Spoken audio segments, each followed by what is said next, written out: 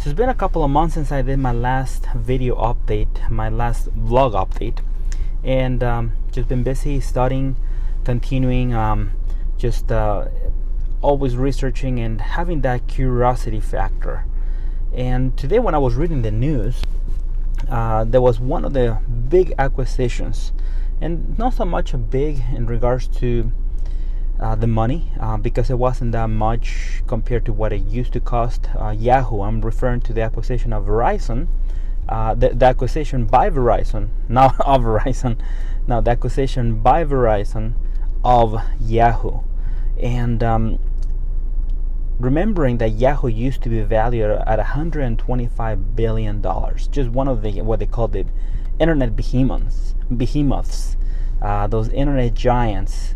I still remember AOL, of course, Yahoo, and just from around that time, the 90s, just one of the big companies. Now they were purchased by $5 billion, which is still a lot of money, but compared to $125 billion that it was valued before, it's a big difference. So it's something really interesting that came to my mind and prompted me to do this video. I've been wanting to jump in the videos and continue doing my updates, just one thing and another, just as you guys probably will relate. It is one of those things that if you don't do it, you think you're gonna do it the next day, and the next day you push it for another day, and eventually goes by. And there was a class that I took. It was in regards to procrastination, and we all are procrastinating certain things, and I'll have to touch on that because this is just opening actually another great topic. But just one thing to point out is that those things that don't have a deadline are the things that are most dangerous to procrastinate on. But going back, with that said, going back to the this, of course, my topic about this change, this acquisition. The reason that prompted me to do this video is because there is a quote, one of my favorite quotes, and this is from the billionaires, investors, Warren Buffett and Charlie Munger. They've been so successful because, in fact, one of the things that their philosophy is that what works now, and I'm paraphrasing their quote, what works now not necessarily will work tomorrow or in the future or 20 years from now.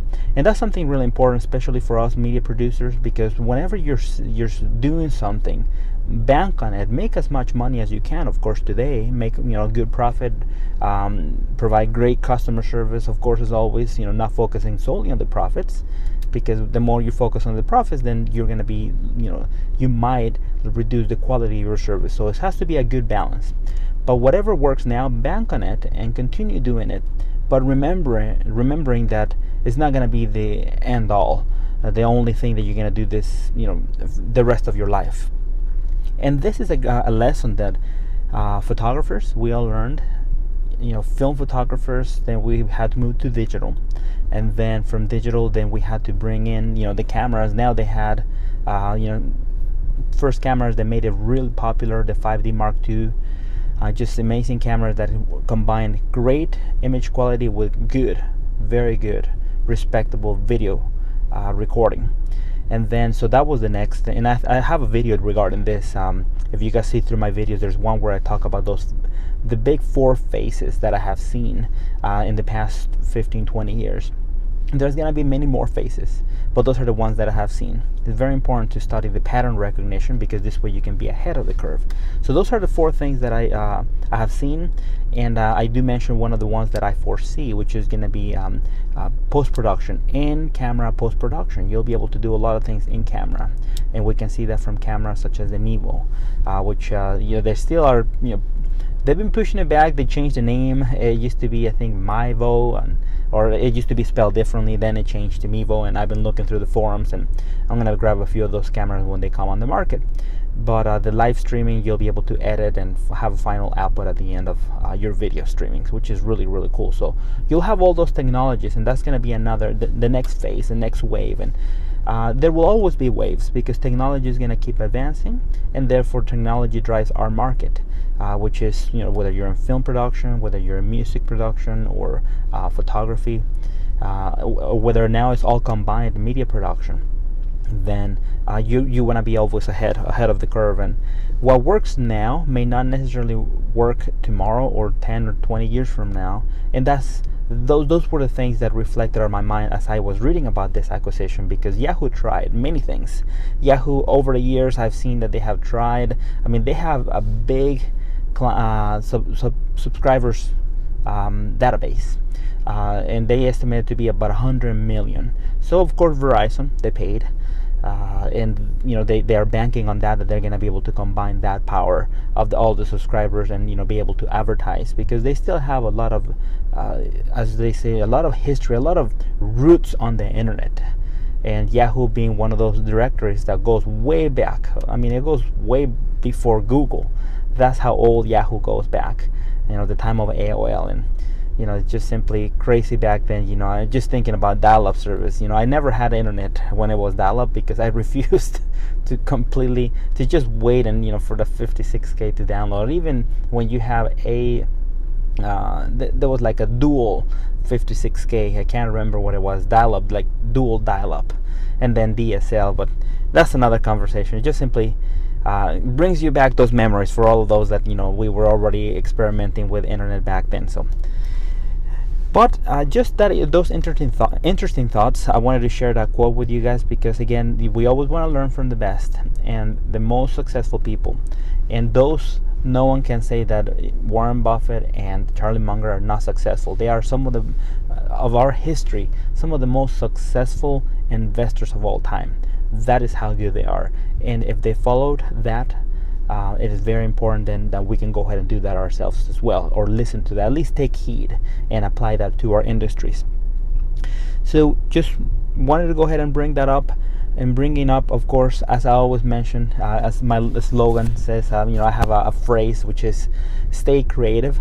So just to tie that up, knowing that what we do today may not necessarily work for our business or for our whether we're doing it for this just for business, or whether we're pursuing this as a part-time job for anyone that is an artist. What we're doing today to bring money, to make a living with our art, may not necessarily be exactly as the same formula that is going to work in the future. So always keep your eyes open, always keep an eye on your surroundings of your industry, and keep that sense of curiosity, because that curiosity is what is going to help us become and embrace the future. When something comes along, maybe there'll be a new tool. Maybe that'll be, instead of drawing, it'll be digital drawing, as we see a lot of those great apps like Procreate and all those amazing apps that now you can draw on your tablet. So keeping that curiosity factor is going to be the one factor that is going to bring us to the next area and survive, in other words. Because you can go ahead and survive. There's still many film photographers, but they're very counted and few, and whether they're making money or not, that's up to them. I'm not certain, but I can tell you that they are not at the edge of the competition, because from all my colleagues and everyone that I see on the internet being successful truly with their art, it all really comes down to the ones that were able to embrace innovation and continue learning and keeping that sense of curiosity. And of course, tying it with the knowledge of knowing that what works today may not necessarily work in the future, and you may need to adapt it, you may need to change it, you may need to add things to it, new components. Currently I'm learning audio, and even though I have audio in my studying and in my degree, I still need additional training and additional studies of audio engineering. And right now I'm actually utilizing the Bose systems, their PA systems, which are great systems, and I just acquired one for our company. Great system. We're going to be utilizing it at one of our events, and just learning about what makes sound go farther out, how to be able to understand sound, because it's a very different world, video, very different world, photography. Even though there's a lot of terminology and things that will overlap, but there's still a lot of things, even on audio, that yes, you may have gain, which may be similar to ISO, but it is not exactly the same. And just simply learning all those things and keeping that curiosity factor is what prompted me to do this video. I'll be jumping on my videos again soon, and be doing more of these. Hope that you guys like this one. Didn't go too long. I want to go ahead and keep them under 10 minutes. All right, I'll see you guys soon. Thanks so much. Bye.